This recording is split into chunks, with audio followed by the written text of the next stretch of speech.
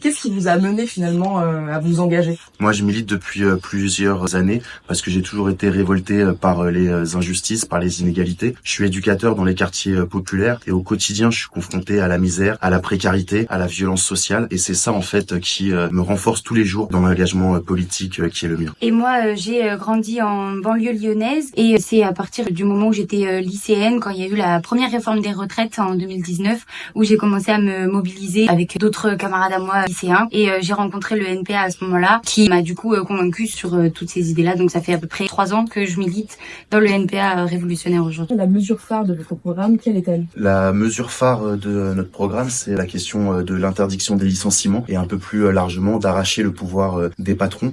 Nous, on considère que cette société, elle tourne à l'envers pour le pouvoir d'une minorité et c'est ça qu'on vient contester dans cette élection.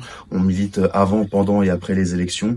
On participe à l'ensemble des mobilisations, l'ensemble des grèves. Donc ce qu'on met en avant dans notre campagne, c'est que tout ce qu'on obtiendra, ça se fera en comptant sur nos mobilisations et sur nos luttes. Pour vous, en tant que candidat, vous travaillez en parallèle, si je comprends bien, au Pont-de-Claix. Comment est-ce que vous arrivez à concilier les deux missions? En effet, moi je suis un travailleur, je suis éducateur de rue à Pont-de-Claix. En fait, notre organisation, elle est composée de celles et ceux qui pour nous faisons tourner la société, les travailleurs, les salariés, les étudiants également. Et en fait, c'est pas si différent de la ville d'habitude, c'est-à-dire que je milite au quotidien en direction de mes collègues, je suis également syndicaliste et donc tout ça se fait soit le week-end, soit pendant les vacances et en fait très tôt le matin et très tard le soir parce qu'on vit pas de la politique, mais par contre on est convaincu de donner une majorité de notre temps, de notre énergie pour changer le monde parce qu'il tourne vraiment à l'envers. Et on parle d'élections législatives partielles. Est-ce que finalement la motivation derrière cette campagne dans laquelle vous investissez, c'est les convictions, le message que vous portez derrière?